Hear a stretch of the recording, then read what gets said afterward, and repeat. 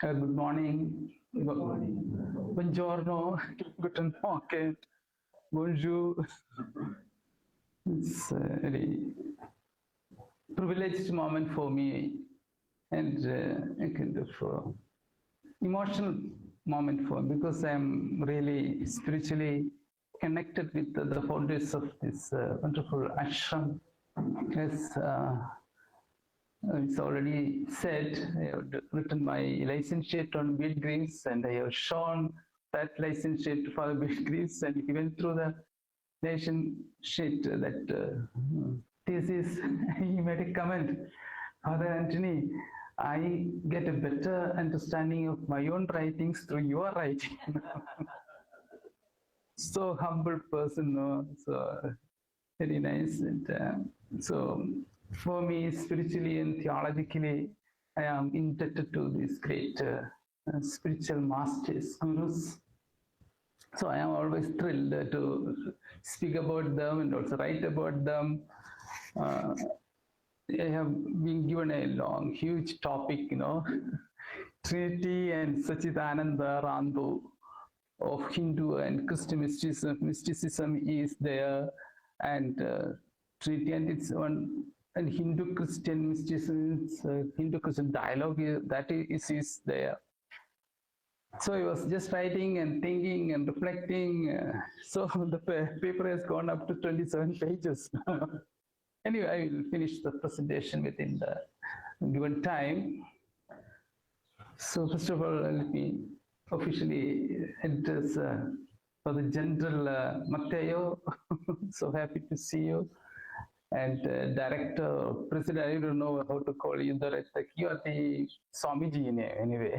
So thank you for inviting me for this wonderful,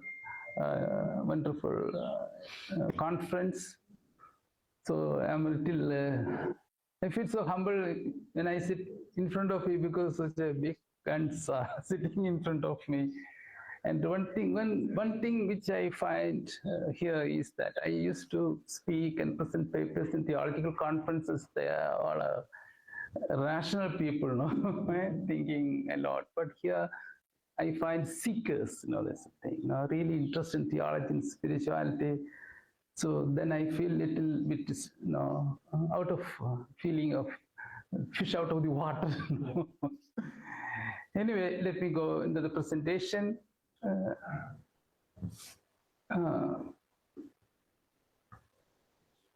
I put the thing is Trinity and Saccidananda, the meeting of Hindu and Christian mysticism. I have given certain points there so that you may not go out of the track, of the presentation. I will be reading out because it's a theological paper, basically a theological paper. So many articulations will come, so I have to read out, otherwise it will take a lot of time if I lecture. So let me go to the presentation.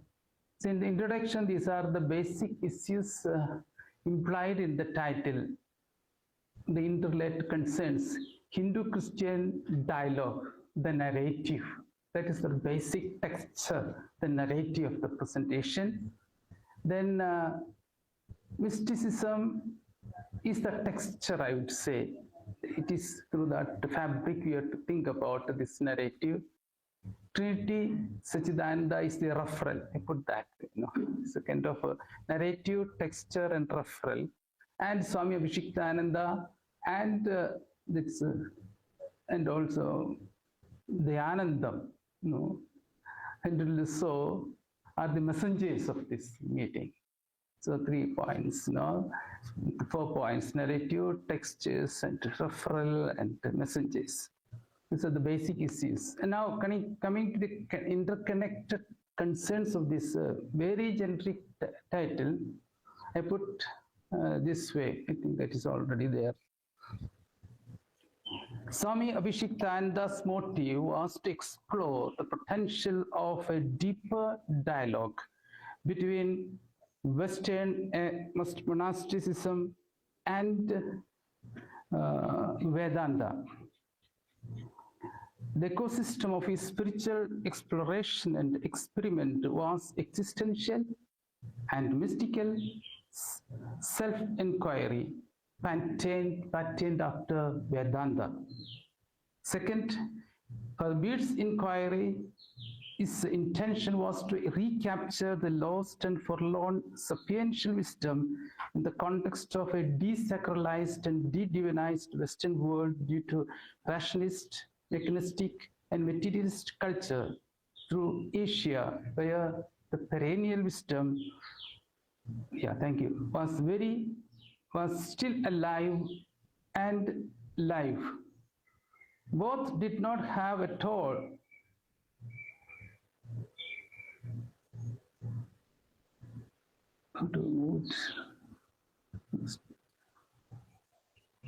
it's not moving.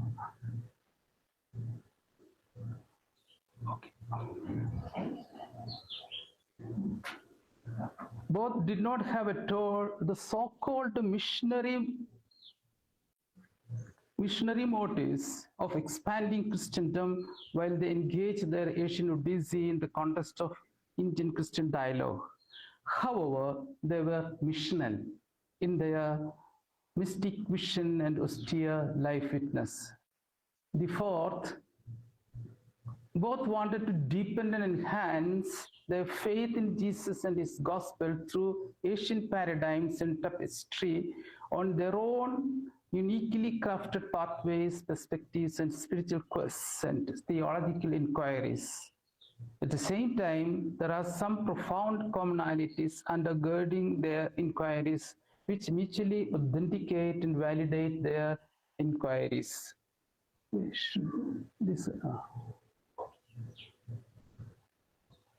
First and foremost, both crafted the gestalt of Godhead in an evolutionary and processual narrative. This is the very most critical thing now.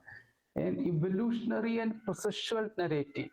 God is not a static and stationary monad in the past, indulging in an ideal holism and solipsism. That's a basic trend we can see in their thoughts and writings and discourses. Trinity and Saccidananda juxtaposition had been the fundamental referral texture and the text of the mystical theological vision in which Christology and pneumatology are indeed pivotal constituents. They endeavored to approximate theologically and teleologically the practice of dialogue with Hinduism after the pattern of twin Godhead. Trinitarian mysticism prevails and impregnates in their teachings and discourses as a source, summit, and grammar and supply theological consistency and integration. Thereby, their adventures into Vedanta procured a theological ground while they played with the Hindu concepts, constructs, idioms, and metaphors. Both Abhishektananda and Father Bede insisted a radical shift from rational theology to an existential, experiential, evolutionary, mystical theology for a genuine interfaith dialogue, so much so that their faith blossomed on the spectrum of interfaith or multi-faith consciousness. That is also very, very pivotal, because interfaith consciousness or multi-faith consciousness, without alienating them from gospel credentials. Thereby, they evolved into an inclusive and open-ended iconic witness in the present ethos and pathos pluralism. Interfaith dialogue was a means as well as an end in virtue of itself. A religious faith through a hermeneutics of inclusion rather than an epistemics of exclusion. Abhishektananda's journey was conceived and crafted as the awakening to God through the self-awakening by embracing an existential interior journey, whereas Father Bede's path was engineered on a vast and wide inclusive scenario of modern sciences of all hues and clues, ecology, in the all-inclusive perennial philosophy, sapiential wisdom. These are the basic difference. There's also complementarity. The last one, not the least, their austere, absolute resolve and commitment and their utmost integrity and openness of their life journey in the world of seers and rishis in Bharat, the land of the awakened, is the very truth and mandate and degree of their witness and teachings. Hence, they could cast the net in the deep and had an abundant catch of consummate accomplishments. Thus, their lives have become holy icons, inspiring all those who aspire, in the words of Jesus, to live the life in its fullness in a multi-religious scenario. Now, the presentation goes through these 10 points. One, missional of Saccidananda, Shantivanam Ashram. I have made a kind of meditative thinking. Second, searching Trinitarian stream in the narrative of Abhishektananda. Third, a new visional and missional reality, the legacy of Pete Gibbs. Contextualizing the present conversation. Uprising and critiquing, searching theological tapestry, proposing Trinitarian source, approximating dialogue in the Trinitarian life, brute consciousness as Trinitarian communion, Beats perennial Trinitarian vision. Conclusion. These are the points. Let's see how can we go about it. So let me go to the first point. I just want to read out. I put it in a little bit of a poetic way. The missional of Saccidananda. I think I put it here.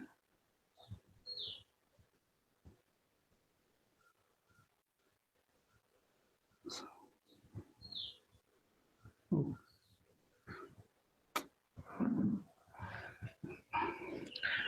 The life and witness of the founders of Shantivanam Ashram, Henry So and Julian Shanin, were diligently crafted and envisioned in the name of the ashram. Though the ashram is popularly known as Shantivanam, its core designation is Saccidananda, Trinity Ashram. Both names correlate and vibe each other. Ashram is an invocation of Shanti. Peace denotes more harmony than a unity in terms of dogma or laws. Harmony abides where there is justice. Justice in simple terms is just relationships. More than a juridical or legal term, justice is an experience celebrated in relationship. It is a vibrant communion when the claims and uniqueness of the persons are recognized, appreciated, nurtured, and fostered. Above all, peace can be scripted in justice only when the polyphony of existence and human causes are accepted, recognized, and even ennobled. The very text and texture of existence is fundamentally pluralistic. There is absolutely no repeat of any being. Everything is unique and inimitable and simultaneously relational and relative. If a tree has thousands and thousands of leaves, no leaf is a repeat of another. So is the existence. In this regard, Vanam, the forest, is a wonderful symbol of enormous diversity, variety, informality, spontaneity, passive activity, absorbing silence, newness, exuberance, and natural flows. It is a home of God's all creations. Life in the forest churns out through a meditative space of tolerance, mutual recognition, empowerment, and epistemics of inclusion. The wisdom of woods abides in the communion of beings through which all have a space, a rhythm, and time to grow, to blossom, and fructify, though there are bewildering diversity and variety. It is not a manicured and controlled garden where we have a regimented and customized beauty. Only where plurality is recognized and appreciated, there will be justice. Plurality is the ontic fabric of justice. Peace, so joy, Shanti abide in justice as they are woven in equality, equity, equality, and amity. So Shantivanam is a platform of dialogues, quests, inquiries, and unbeaten pathways, embodying new promises, surprises, hopes, and benediction. It is a movement ever unfolding and exploding as permutations and mutations are entertained in the ashram space effortlessly. The famous Purnamadaha chant, which is recited in the chapel every day, proclaims the very spirit and vocation of the ashram. Shanti mantra of Isha Upanishad invokes peace, which is not lull and dull, but fullness. It is a magnificent spiral movement, fullness from fullness to fullness in fullness, without a beginning or without an end, in the blessedness and blissfulness of overwhelming synchronicity. The lasting and enduring bliss and benediction is the very profile, witness, and life of Shantivanam.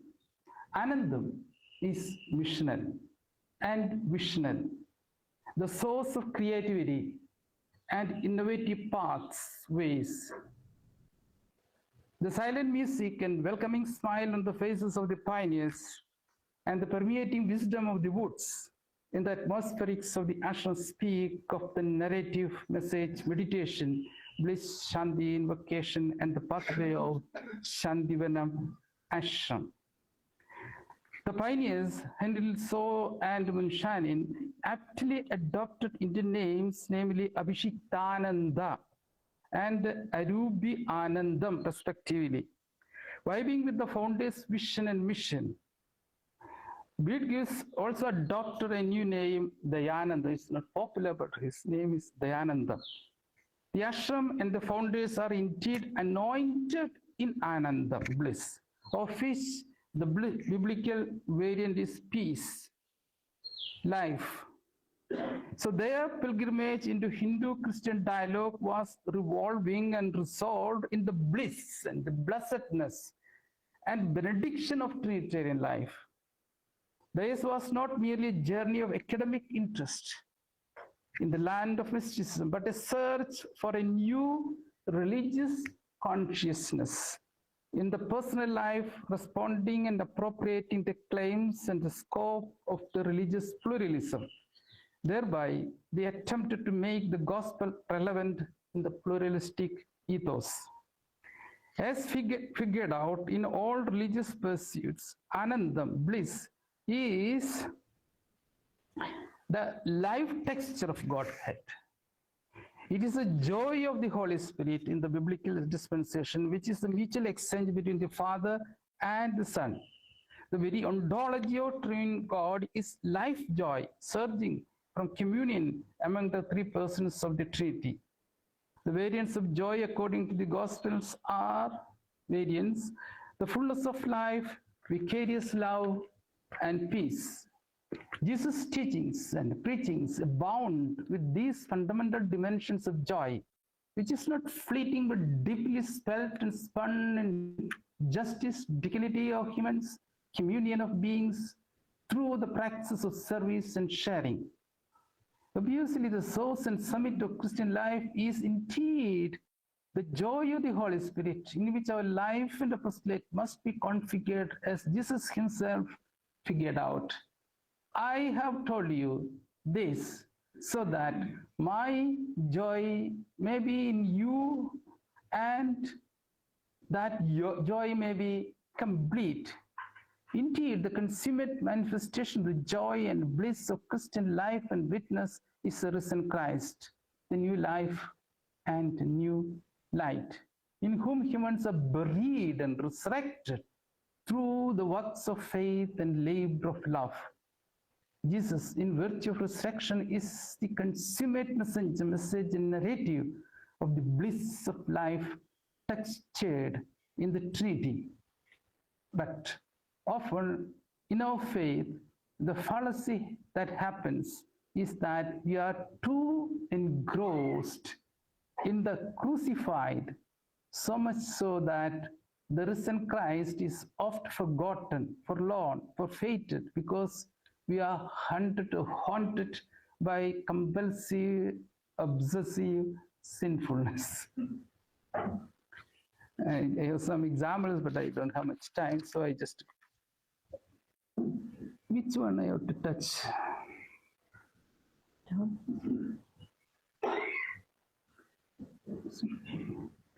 While we deliberate on the meaning of mysticism in the practice of dialogue of religions,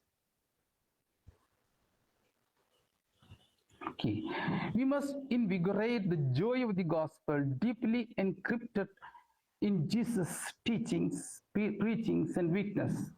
Our interreligious dialogue is deeply entangled in polemics, politics, self-defense, and in a kind of dogmatic fascism and absolutism. So much so that our practice of faith as well as interfaith conversations are not liberating us and not enhancing our faith. Pope Francis' teachings reaffirmed and advocated assiduously that joy of the gospel is the ultimate fundamental message, narrative, and practice of Christianity, especially in the interfaith context. He says, I wish to encourage the Christian faithful to embark upon a new chapter of evangelization marked by this joy, while pointing out new paths for the church's journey in years to come. Where there is joy, there is no fear. Bliss is the exuberance of love. Where there is love, there is no fear. Even Saccidanandam, out of Anandam, playfulness, God has created the whole world. In our case, it is out of love God has created the whole world. So Anandam, love are the core dimensions of our religiousness. If we lack these two dimensions, there is no God, there is no God experience. When I look at the faces of Beat Graves and Munshanin and Abhishekta, and we find always a wonderful, soothing smile, no? A peaceful smile. It's very encouraging. Moreover, no one can encounter God in fear, as the inner life of God is bliss and love. I think the founders of ASHRAM and their initiative towards Indian Christian dialogue did not have whatsoever interest or ulterior motives of conversion, understood as a change of religions, either in their attitudes or writings or activities. Swami Abhishektananda, Swami Arubiyanandam, and Swami Dayanandam pioneered a new pathway of dialogue, deeply engineering a blissful path of religious conversations. Leaving behind the exclusivist and fascist absolutism, the religious matters, they were not engrossed in the quagmire of dogmatic argumentations or debates. It is interesting to note that Abhishektananda has disowned one of his best articulate books, Saccidanandam, since he believed the book was too conceptual and dogmatic. Thereby, it defies, or rather dilutes, his spiritual journey. They entered the dialogue with Hinduism not to defend Catholicism, but to embrace Jesus' gospel on the foundations of Hinduism or Advaita. Their seminal inquiry is set in the mystical streams of Christianity and Hinduism. Hence, for them, the encounter between Hinduism and Christianity was not in defense of Christianity. Their inquiry was not of an argumentative and dialectical path, but in an explorative and experiential trajectory with a profound sense of openness, humility, bliss, and experimental mindset. Second, searching Trinitarian stream in the narrative of Abhishektananda.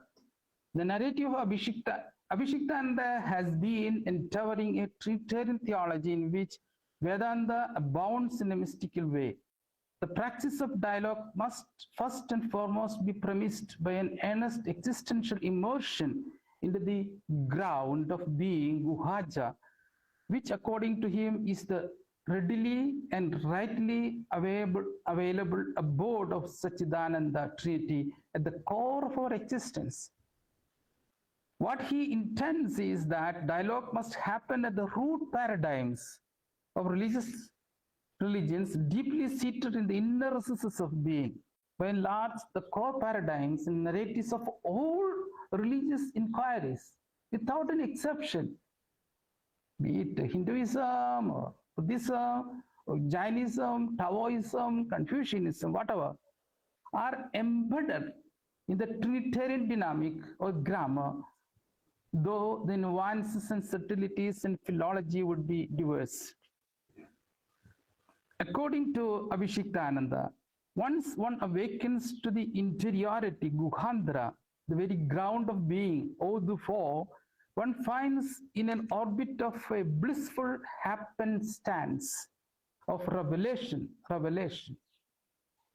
of a profound harmony and unity of existence as well. It is indeed the mystical spectrum where one realizes an inclusive awareness and coincidences and juxtapositions of religious pursuits happen spontaneously and effortlessly on the interior spatial. He calls this mystical awareness bridge consciousness, which is the mystical dialogical consciousness in which all religious inquiries and quests meet and merge as rivers flow in an ocean and eventually become one with the ocean. Bridge consciousness is oceanic and religions are waves. As the ocean needs waves for its epiphany, the waves need the ocean to exist. The waves have identities of cultural, social, spiritual garb, and they give beauty and exuberance to the ocean.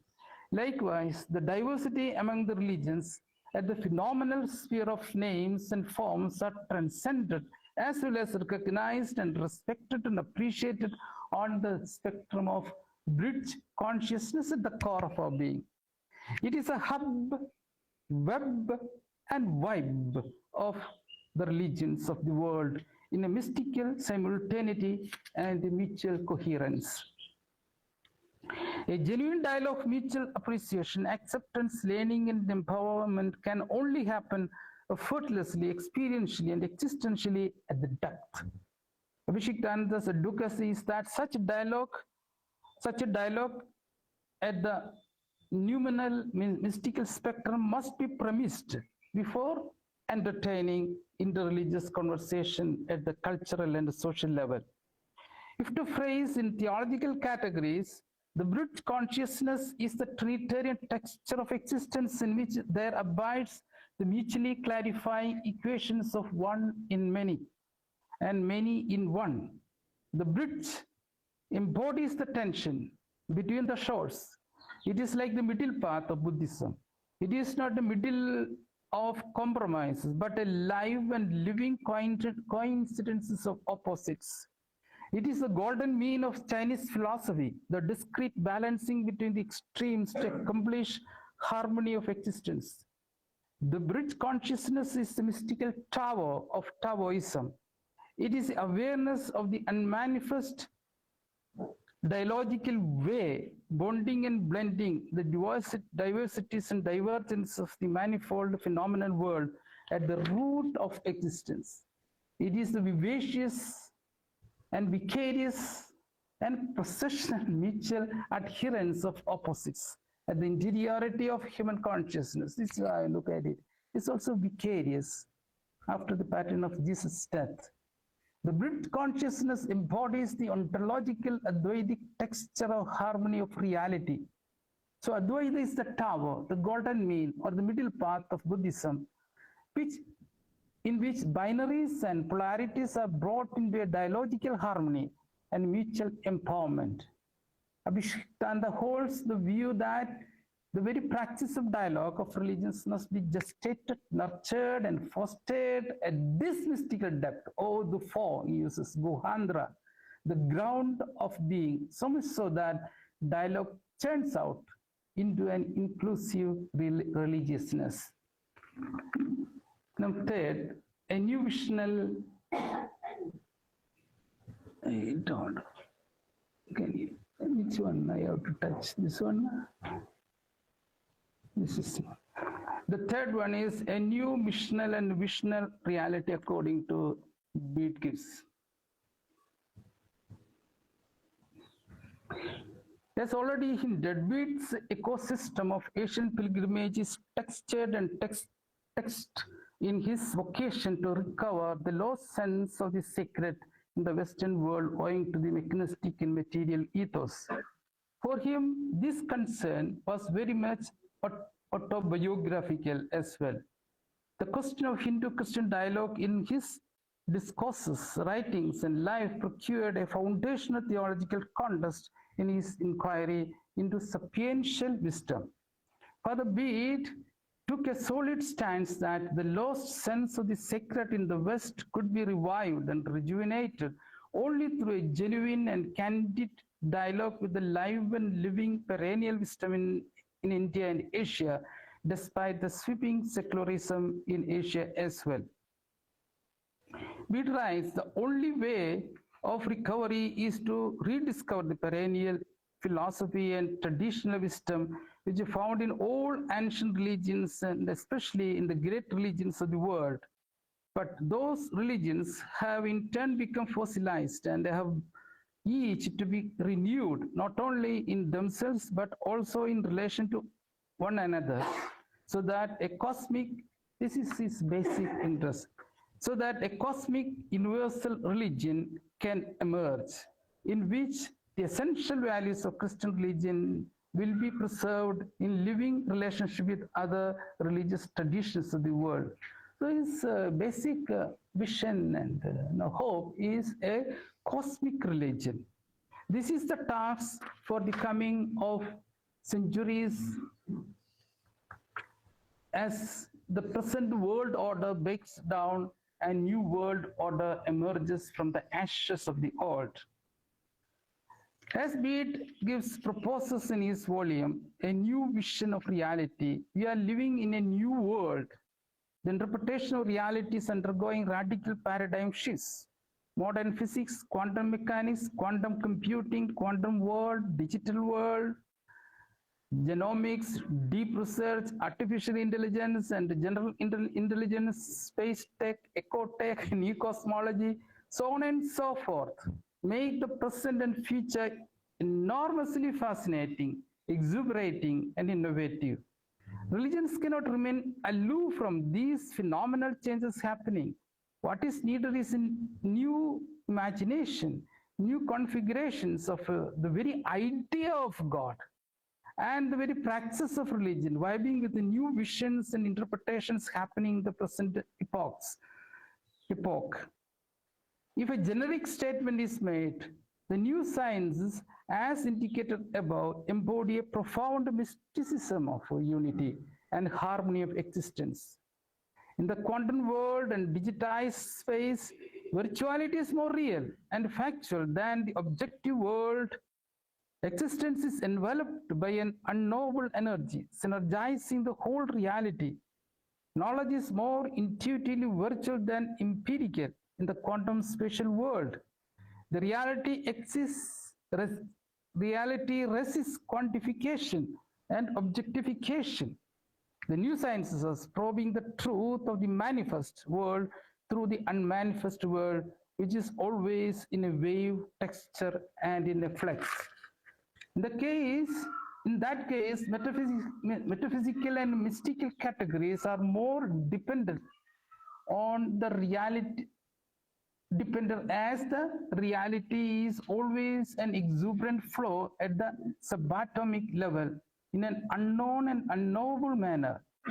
There is no knowledge out there as an objective, unrelated, standalone data. Knowledge subsists in the interface between the subject and the object as the modern physics substantiates. Subjectivity is embedded in an implicate order of the quantum world. The quantum physics would say that the manifest world, the huge manifest world, millions of stars and galaxies, and the unmanifest phenomenal multi-universe is hardly 1% of the total reality. What is manifest is only 1%, not even 1%, 0.5. So what is more important is unmanifest. The reality abides in the unmanifest. So we need mysticism. to know the unmanifest so that we can understand the manifest.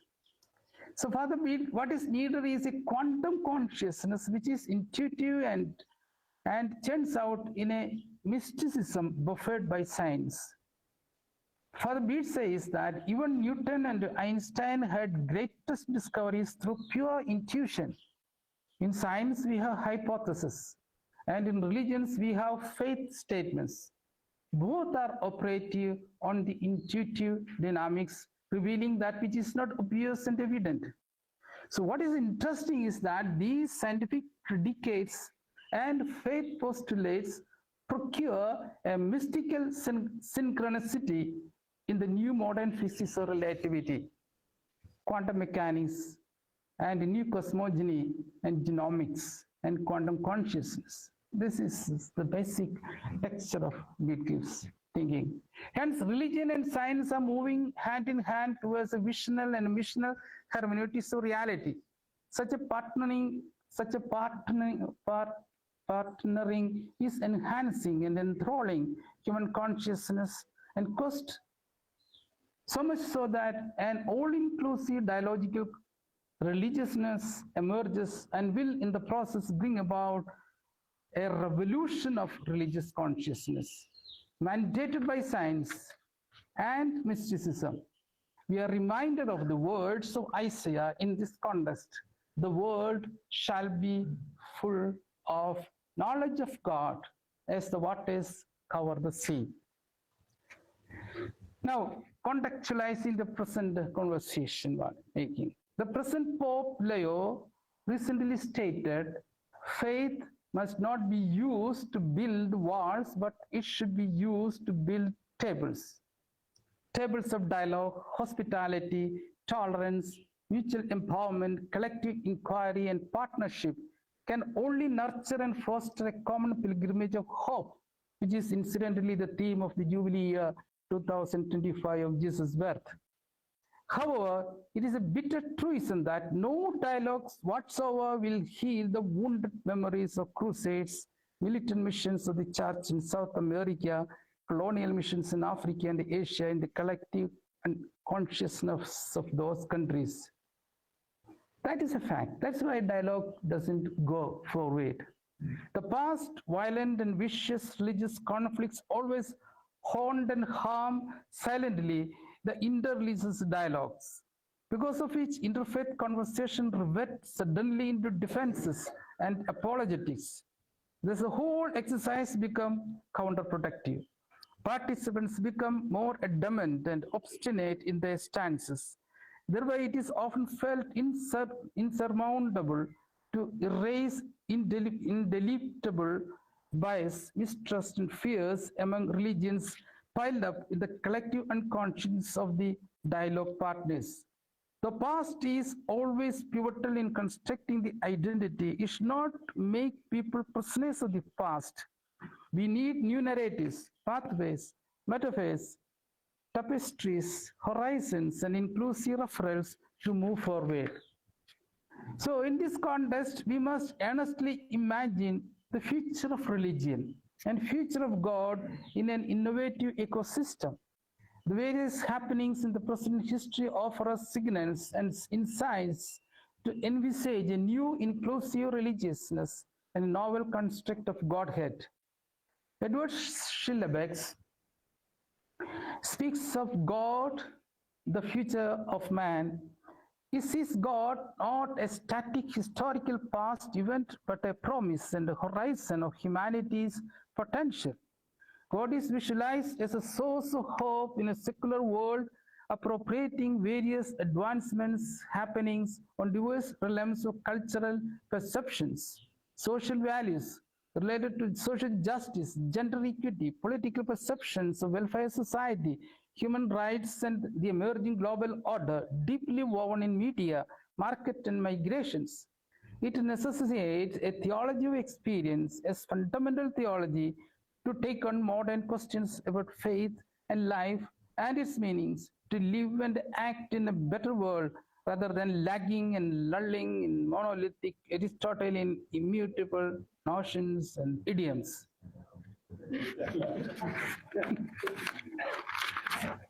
So Pope Leo's call for building tables hints at the praxis of the pilgrim communities of hope to be textured in the interfaith dialogue. Moreover, Pope's call vibes with the Second Vatican Council Aggiornamento, bringing up to date of faith, which is now to be exercised in the harmony of religions of the world rather than a private intra-religious exercise and enterprise. Interfaith context will make our faith and witness more competitive and credible and relevant. But to rejuvenate dialogical process, first and foremost, there is the imperative of a theological perestroika, restructuring in terms of an inclusive and ever-empowering referral to give divine sanctioned cultural legitimacy to the very phenomenon of dialogue of religions. Secondly, there is an inevitability of an interfaith practice of glasnost, openness, which implies a positive embrace of the present ethos of religious pluralism. It entails to recognize and appreciate and observe the pathos and logos of religious and cultural pluralism, which transmute every layer of human life, its options, visions, values, and practices in a sovereign way. The proposal of the paper is that Trinitarian mystery is a credible text and text to do the practice of dialogue of religions as it looks inclusive and prevalent in all religious traditions and beliefs, unbiased by cultural and social bearings, as it is mystical and metaphysical. This is the proposal. Trinitarian ambience and fabric offer an inclusive table of fellowship, first on the theological platform, and Trinitarian Saccidananda referral will facilitate the dialogical process without any fear or polemical defense.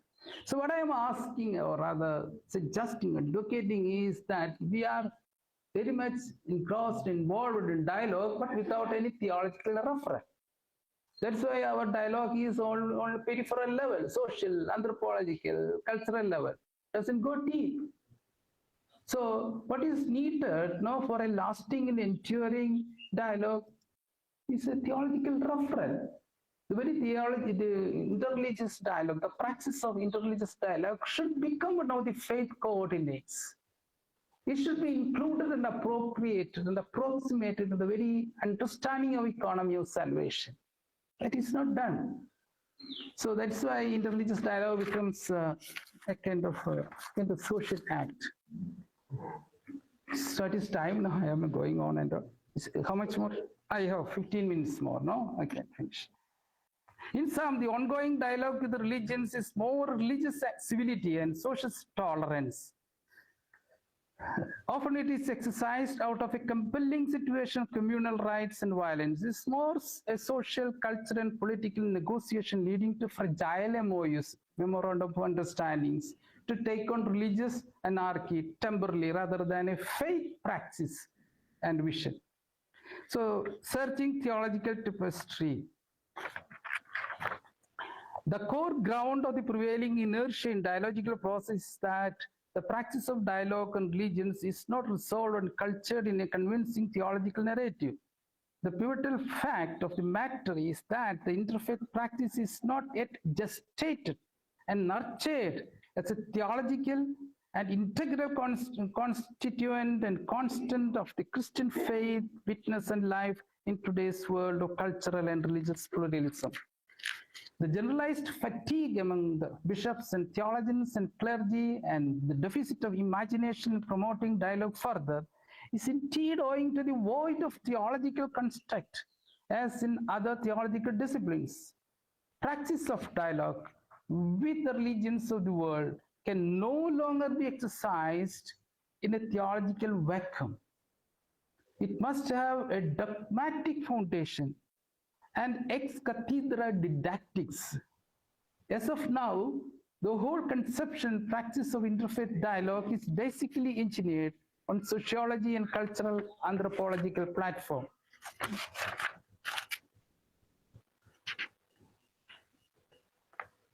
So I would say, obviously, the future of Christianity and the relevance of gospel of Jesus depend on how dialogue is inserted in the core paradigm of Christian consciousness. It is the reality by that henceforth Christian witness can be reinvigorated only by incorporating the claims of religious pluralism. There exists no option except syncing with the pluralistic claims and pluralistic existence, especially when the liminal space is expanding. People of diverse pursuits are finding themselves in a compelling diasporic belief and searching silently a coherent and inclusive faith perspective that fosters religious harmony. So, number 7, I am proposing Trinitarian in source. Obviously, the future history of the church and its competence depend heavily on how Christian faith and witness are choreographed through a theological insertion into the multi-faith fabric unfolding in the liminal spaces of the globalizing world. The dialogue with other religions must evolve and must be resolved as faith imperative, conceived and constructed in an inclusive theological vision. Hence, church must increasingly endeavor to construct its identity in the network of honest dialogues, allowing itself to be vulnerable in an interactive multilinear narrative in which pluriformity is its forte and to the force. A genuine theology of religions, appropriating and incorporating the claims of religions of the world is a prudent and theological texture, would be a great service to humanity at this juncture of history and would be the judicious way of being disciples in the mission of Jesus. Precisely, the relevance of the experiment and vision and the wisdom of the founders of Shantivanam become pivotal and pioneering while musing about an inclusive theology of dialogue, in which the claims of all religions are brought in a mutually clarifying equations and synthesis. They triggered new paradigms, tapestries, and narratives to build a theology of religious pluralism, subtly but surely on the mystical existential spectrum, both in their teachings and in their own life stories, in the context of Hindu-Christian dialogue. So, Christian analysis of Trinity, I will come to that matter, because today we think about Trinity in anthropomorphical categories, Father, Son, Spirit. But in reality, unwed mothers in Greece. Children don't know who is a father. In the old tradition, okay, father is very loving figure. Now he is a drunkard, he beats the wife. How can he or she, the kids can address God as father? I find also difficulty. In Kerala, more than 60% of families are divorced. So images, the meaning, the significance of symbols change, So we have to go again and into mystical dimension. Even science is going to that level. So Saccidananda, Sat, Chit, Ananda, being, consciousness, and bliss. Beautiful, no? Accept it, Sat, Chit, Ananda. So we should be more metaphysical, more philosophical and mystical. Then our idea of Trinity will have more acceptability and currency. So the biological language, while musing on the mystery of Godhead, embodies an inherent deficiency of symbolic value in today's ethos. A mystical conception of the ultimate mystery will be comparatively conducive in the age of human rights and gender justice.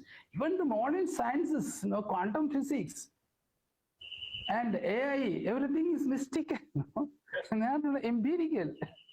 Isn't it? No? So we are living in a kind of knowledge revolution. The reality is virtual now. People are investing in the space. Now they speak about the space quotient. The younger generation. We should know how to deal with the digitized world. It is virtual, no? So though I just stop there at that time, then I come to I have a long section on the ongoing interreligious dialogue, and I made a critique. The basic critique I have done is this: our theological dialogues or interreligious dialogues have no theological referral. It's only anthropological, sociological, cultural, political, something like that. No? Anyway, now what are the contributions of this one, Abhishektananda and Beatges in this regard? Number 9, I think, because we need some time to discuss. 9, bridge consciousness as Trinitarian communion.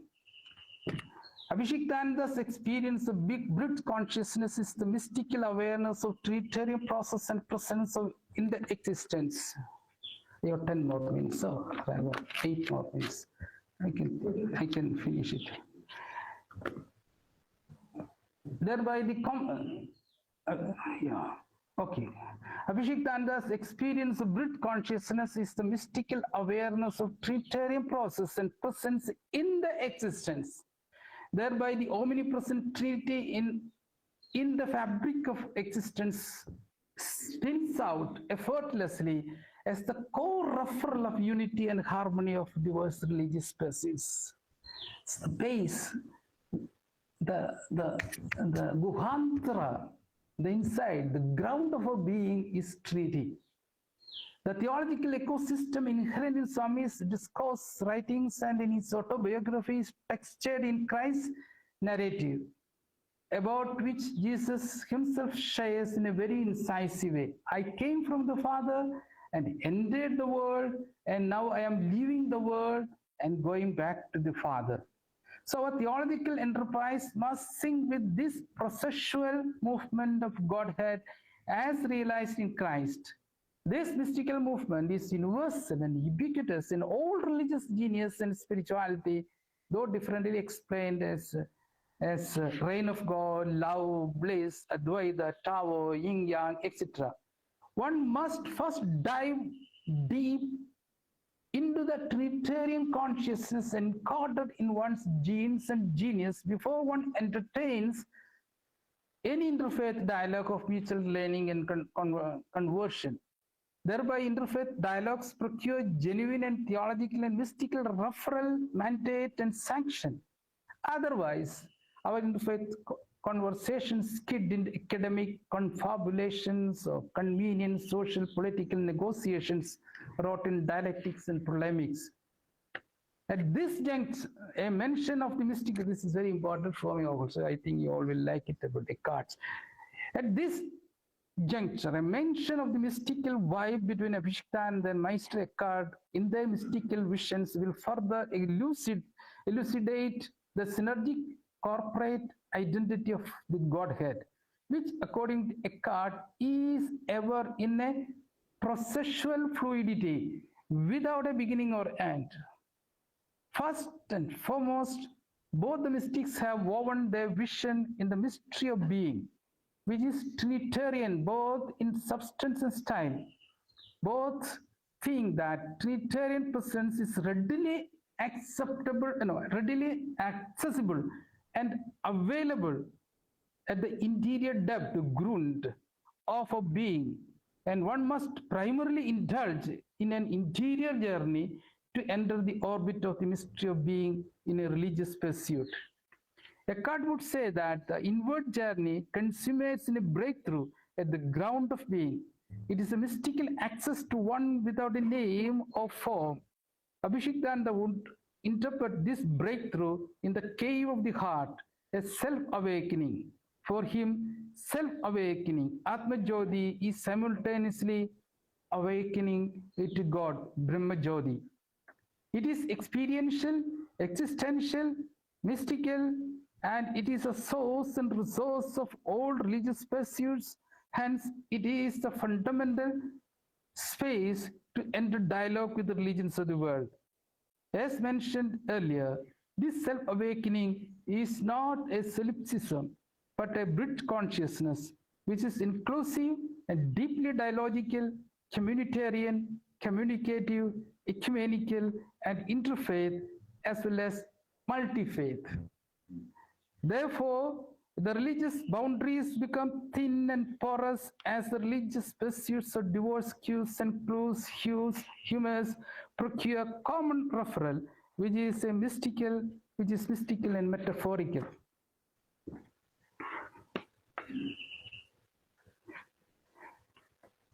As a privileged human being enjoys an inner region of communion with this inner center. Okay, let me see. One more. Moreover, Eckhart's inclusive mysticism would be a resource of interfaith, is utterly existential. His existential mysticism is naturally inclusive and without any historical baggage. His understandings of the divine is spun in the texture of presence. God is istikite, isness, being.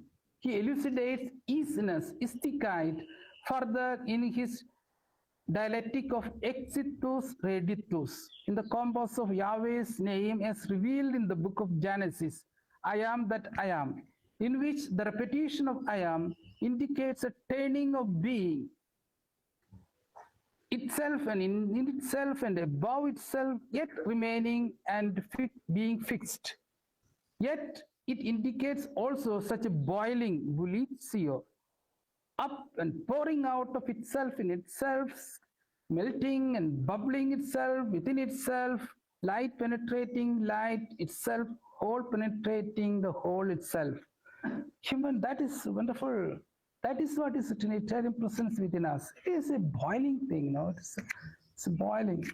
You have to enter into that, then everything becomes wonderful, no? Human beings endowed with consciousness is privileged to participate in the divine presence, the ground of our being. It is a spark of the soul. Salen Funkklein says. So I would say this way, but as a privileged creature, a human person enjoys an inner region of communion with this isness. The region of this communion with God is the abyss or the ground of our soul in Eckhart's vocabulary. One must search God's primordial presence in the abyss of the soul, where the eternal tree of the Godhead blossoms, hence interiority, inner kite, as in the narrative of Abhishektananda, the pivot of all relationship with the Creator and the Creator. For whoever would enter God's ground, his innermost part must first enter his own ground, his innermost part. For none can know God who does not first know himself. He must enter into his lowest and into God's innermost part, and must enter into his and his highest. For there everything comes together that God can perform. The undergirding intuition Eckartian thesis is that the divine Godhead is processual to the core, and humans endowed with the divine spark is invoked to participate in the inner dynamism of God, available and accessible at the ground of our being. God is not a monolith monad, aloof and alone, but verily an ever and eternal holy Big Bang, which transcends all anthropomorphic constructs. It is a blissful and exuberant Brahman. Sanskrit word bru means explore, expand, grow. Saccidananda, the bliss, the blessedness, ever disseminative, true in God eternally and simultaneously engaged in Srishti, Sthiti, Samhara, creation, preservation, and dissolution. So it's an ever-evolving, it's a vibe. God is a vibe, it's a wave, it's a flow, it's a flux in bliss and love. True in God is that way, is missional vein, always in a missional vein and vibe through Missio Dei, Missio Christi, and Missio Spirit. This is how I look at it. We have to participate in that. Now, Bates' perennial Trinitarian mission next. Bates says the Saccidananda signifies the mystery of Godhead more perfectly than any other words can do. The ultimate reality, the ultimate truth is Sat, being, Chit, consciousness, and Ananda, bliss. This is as near as we can come to an affirmation of the nature of Godhead. So he also depends upon the mystic, this one, I don't know how to pronounce correctly, Ruiz-Breik. He induced the nature of God as an eternal flow from the Godhead through the activity of the Spirit and the Son and back to the one again. There also he sees the God is it's energy, synergy, a holy quantum, I would say, in the modern language. What is quantum? Quantum is nothing but energy and information. That's the ultimate unit of reality. So we can call God, the risen Christ, as a holy quantum that way. So always exploding. I'm just concluding. The vision that is being advocated, turned out in Beat's new vision of reality is of the ancient man's sapiential wisdom of harmony. It is a communion of beings being realized in ever-possessive implicate order, immanent in the reality. Since reality is a wave or a flow, can never be objectified. The unity of being is not static, as it is ever evolving and involuting in the ubiquity of divine consciousness. This harmony and movement are of the twin Godhead or Saccidananda. The dynamic of the Godhead is incisively narrated in Bhagavad Gita. It's a beautiful sentence we should never ever forget. That gives us the whole idea of Saccidananda. In Bhagavad Gita, we read, curving back within myself, I create again and again. It's a beautiful sentence. This is a process going on from time immemorial without an end. What is being meditated and argued is that the interfaith dialogue must be appropriated in the processual twin God manifest at the fathomless ground of our being and in the enveloping perennial wisdom of wisdom. Abhishekananda's theological narration, Christic wheel, and Beat's new vision of reality embody the mystical insights to construct a solid theology of religions, to pursue the practice of dialogue of religions in an inclusive and encompassing platform. It's time. Conclusion you can read. Last sentence I will say. Okay, because we need some time for interaction. The conclusion, this is the conclusion basically. Last sentence.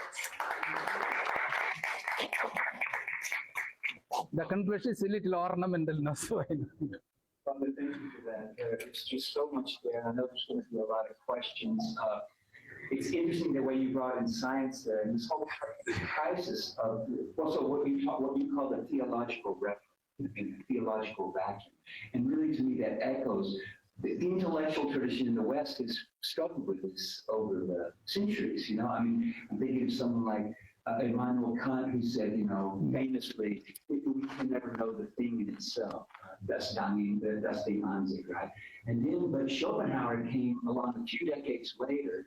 He had studied Sanskrit, he had studied Pali, he was reading Gita, he was reading the Pali canon. And he said, but yes, you can know the thing in itself, because you are the thing in itself.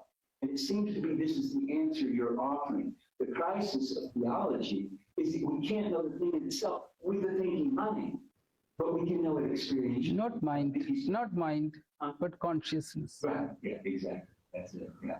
And interesting, just as an aside, 3 years ago, I don't know if you know this, in 2022, the Nobel Laureate Committee of Oslo awarded the Nobel Prize in Physics to 3 research teams who were looking at local realism in physics. And they were basically saying the space-time, the physical world that we know, cannot be the ontological primitive. It cannot be. So there's something below it.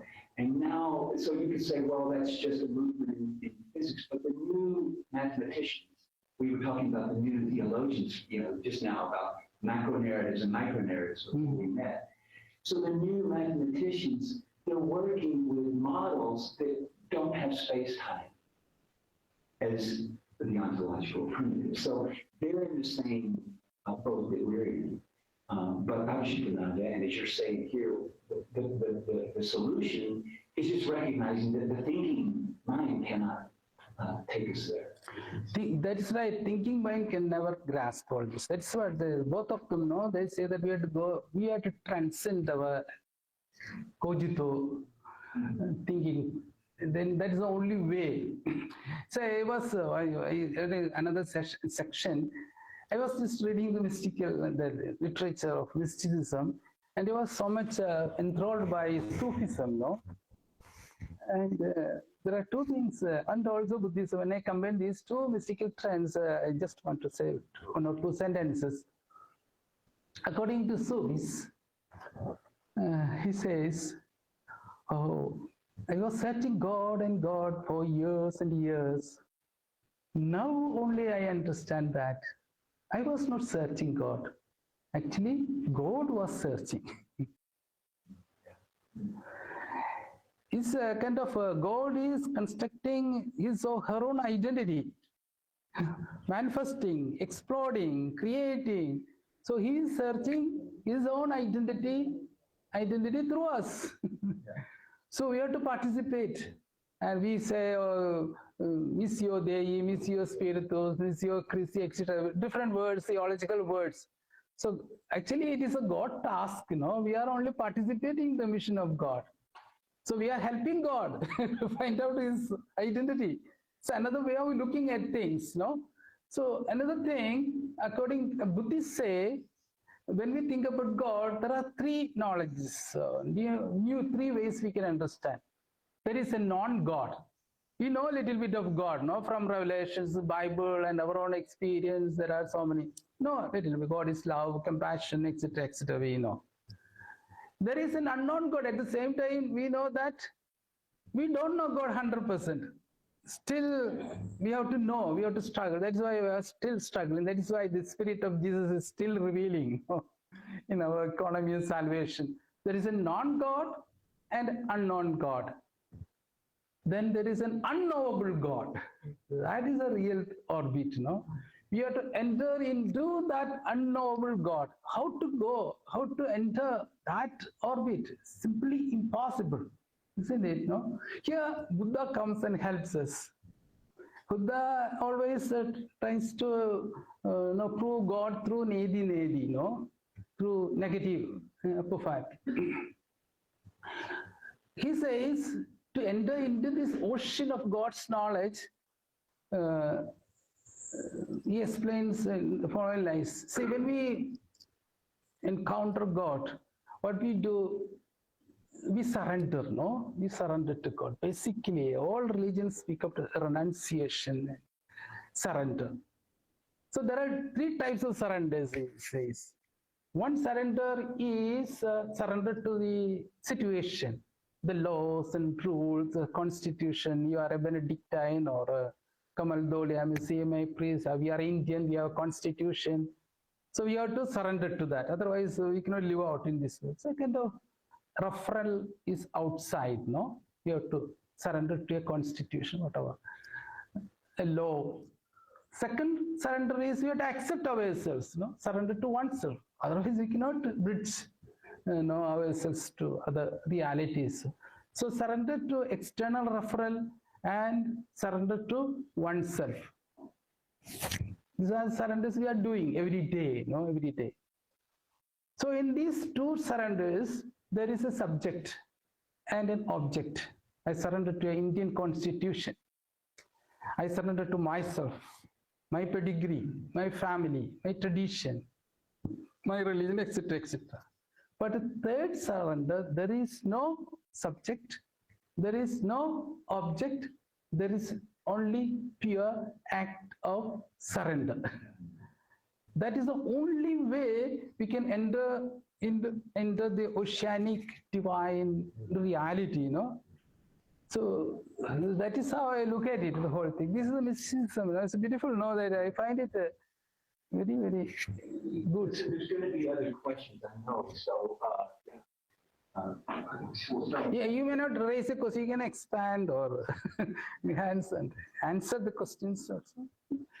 Thank you, Father. I would want to go back to that phrase about the new cosmic universal religion that Pete refers to. Yeah, yeah. Mm-hmm.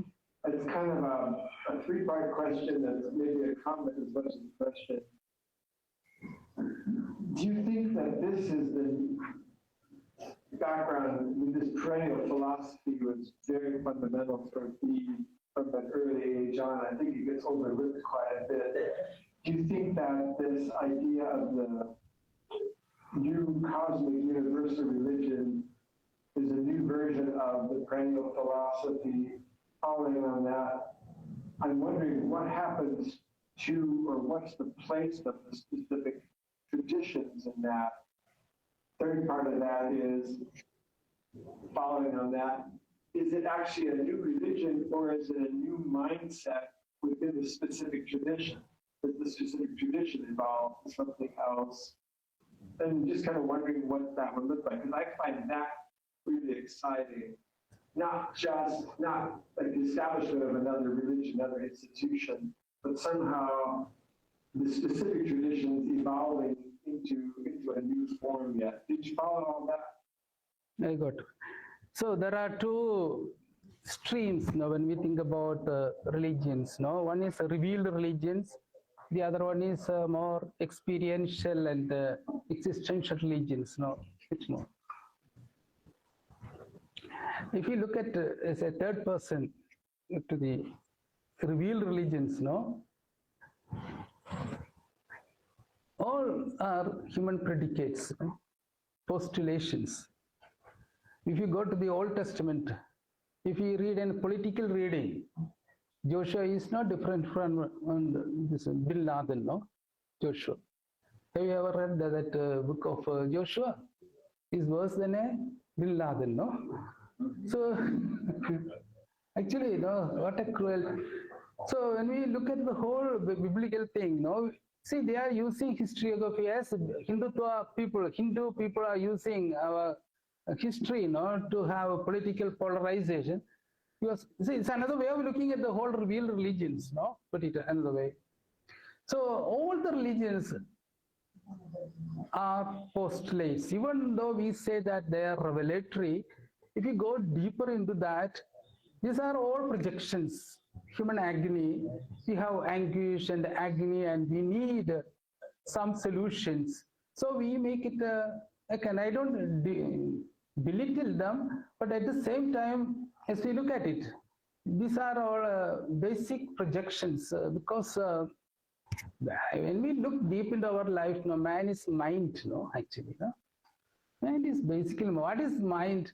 Mind is all our memories, huge memories. People say here 7 types of memories in Hinduism: cosmic memory, genetic memory, and articulated memory, and unarticulated memory. So many memories.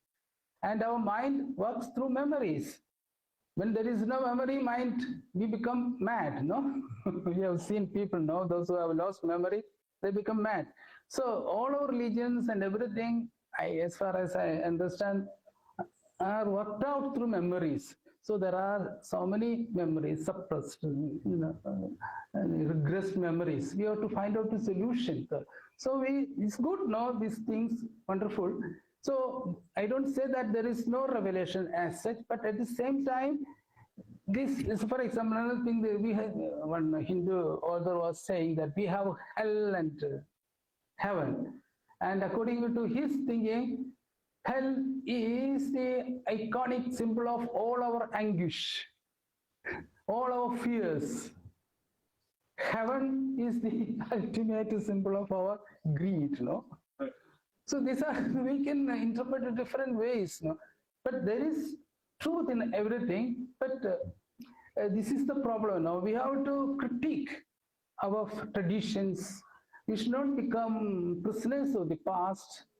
And look at the whole thing, look at church history, historiography, in the name of God, how much atrocities we have done, I was working in, I have started a mission in Brazil, Amazon mission. They have a wonderful Andean civilization, and the Spanish and Portuguese missionaries there went, and they had Old Testamental mission perspective. That is, how did Joshua decimated the people in the promised land? Spanish missionaries decimated the people, decimated their culture. They took lakhs and thousands of people in the ship and threw in the ocean, isn't it? That is a history, you know. That is a history. When Pope John Paul II visited one of the countries of South America, the tribal leader gave the book. I have that Bible. Please take this Bible. We don't want this Bible. This book is the book of torture. It is in the name of Bible, they have tortured and decimated our people. So when we look at the Bible, we have to have different readings. No, what is needed is a mystical readings. I like so Jesus is a different category. It's absolutely different. We cannot take the whole Bible together in a blunt and blind way. We have to be very critical about it. As you look at our in charismatic centers, what all things they are teaching, no? Quoting Old Testament and this way, that way, misinterpreted and absolutizing. And so we have to have a discrete approach to all these things. Now coming to the cosmic religion, no? This is a way of looking at the whole thing. He takes the whole reality together. And so especially I am also very much fascinated by the new sciences. No? The whole interpretation of existence is totally different, especially quantum mechanics and quantum consciousness. So what we see, this whole universe, multiverse, stars and galaxies, etc., is only according to quantum consciousness of quantum mechanics is only 0.5% of the total reality. So 99.5% is unmanifest. That is in pure energy and information form. It's a new way of looking at things. Why don't we think about sometimes I think God is the holy quantum, no? So holy quantum, that way we can look at it. So reality, ultimately speaking, it is nothing but energy and information, basically. Am I right? No, there's a quantum physics says. And each one is a particular configurations in a particular time and space. We are a wave. So can we say that Indian philosophy, they always have the wonderful simile of a drop of water, no? When the drop of water is potentially as the resources of an ocean, no? It is a water anyway, but it is not oceanic. So to know the ocean, as I tell you, it has to undertake a surrender. When the drop of water surrenders itself into the ocean, it becomes oceanic. That water feel that is ineffable, no? Its experience is very infinite, you know. But there is another factor also happening. And the drop of water merges with the ocean and becomes oceanic. The ocean is also flowing into the drop of the water. There is a mutual inflow. So when we look deep into all religious paths, we can say that the ultimate exercise of our faith or religiousness is radical surrender. Radical surrender. That is what everybody is saying. And reality is not a kind of a project. It is a process. It is a flow. It is an energy flow. This is how we cannot even scientifically, empirically objectify this wave level of the atomic level. No, we cannot even utter objectivity is impossible according to the modern physics. Subjectivity is implied in the objectivity. So this is a mystical world, what I am saying. This is what I understand the cosmic religion. The mysticism and metaphysics and modern physics all merged together. And we need a kind of consciousness. And nowadays, the revolution of consciousness is happening. We always stuck with the mind. What is more important is consciousness, no? So we have to enter into that. That is the constant in our mind moves differently. What is constant? Mind and body change, but consciousness is a constant, like a serpent. So we have to awaken that conscience. Hindu philosophy, Hindu theology, Hindu religions always say that what is more important is awareness. I have a equation. You are alive only when you are aware. Otherwise, you are dead. When you sleep, are you aware of yourself? Only when we are aware, then only we are alive. So the whole question here, Veed and Abhishek and raises is about awareness, awakened awareness. The moment that is not easy, but, we need meditation, silence, and we have to witness things happening. And then we can see we are interrelated communicators, we need trees and stars. There is another way of looking at and another way of interpreting, and we enter into that real communion, what we speak about when we speak about the Trinitarian communion of Saccidananda. So this is how I look at it. Saccidananda is a concept. The core concept here, according to Hinduism, it is Anandam. It's playfulness. Only when we are playful, we are creative. Right brothers thought about flying like a bird, then the aviation history begins there. In our case, as St. John's first letter to St. John says, God loved us first.